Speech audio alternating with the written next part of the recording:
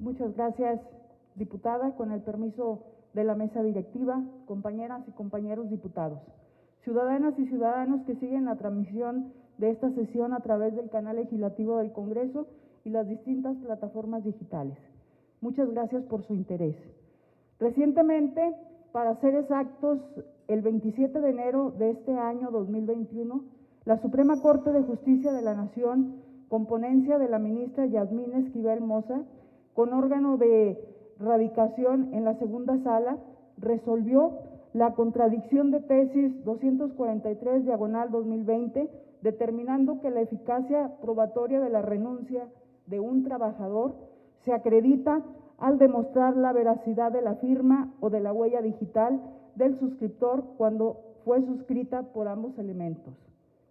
Lo anterior cobra importancia relevante, ya que se deriva de diversos criterios en los que la propia Corte señala que existe contradicción cuando solamente ha sido comprobada la veracidad de uno de los elementos de suscripción, estableciendo que tendrá validez única y exclusivamente cuando se presenten ambos, es decir, huella y firma.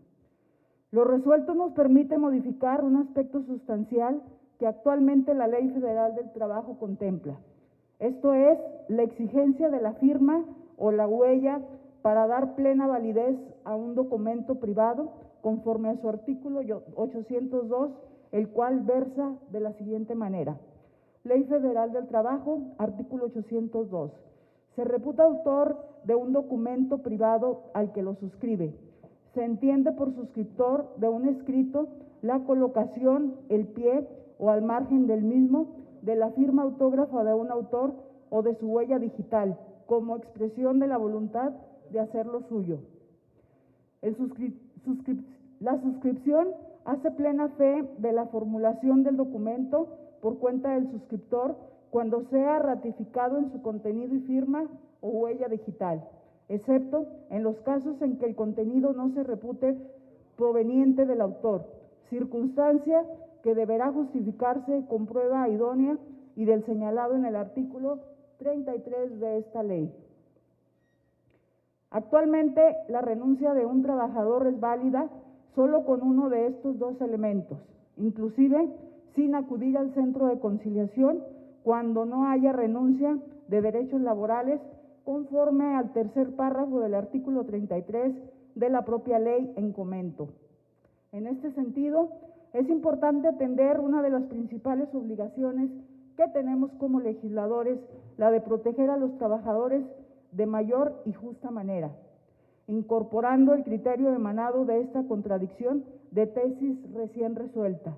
para que solo sean válidas las renuncias que cuenten con ambas muestras de voluntad, es decir, con huella digital y firma autógrafa. Debemos decirlo claramente porque así sucede. Lamentablemente, ¿cuántas veces, aprovechando su condición de patrón, se le obliga al trabajador a firmar incluso hojas en blanco, que después son redactadas y estructuradas como renuncias laborales, aprovechándose de la buena fe o la falta de conocimientos legales del gremio laboral? En este sentido, debemos de seguir desde nuestra tarea legislativa dando certeza y transparencia a las distintas etapas y procesos que se dan entre el patrón y sus trabajadores, que se dirimen, muchos de ellos, en los tribunales. De todo esto y basándonos en esta contradicción resuelta por la Suprema Corte de Justicia de la Nación, aspiramos a que se apruebe en esta legislatura local esta reforma y se envíe posteriormente al Congreso de la Unión para su respectivo análisis, discusión y aprobación, teniendo con ello un esquema más de protección laboral a aquellos ciudadanos que sostienen con su esfuerzo la economía nacional y, por supuesto, llevan el ingreso día a día a sus familias, ya que miles y miles por abusos legales se quedan en estado de indefensión ante los órganos judiciales laborales.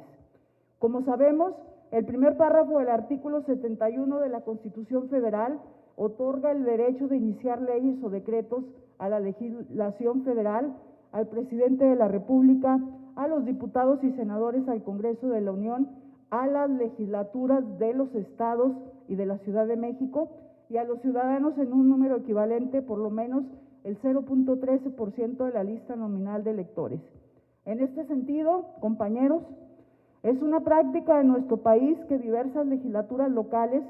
propongan a consideración ante algunas de las cámaras iniciativas con proyectos de decreto para el trámite legislativo correspondiente por parte del Congreso de la Unión. Así, en las cámaras federales se sigue un procedimiento de estudio de dicha iniciativa, considerando el cumplimiento al menos del fundamento constitucional para ser iniciador por parte de las legislaturas y los requisitos formales que se exigen regularmente en la práctica parlamentaria.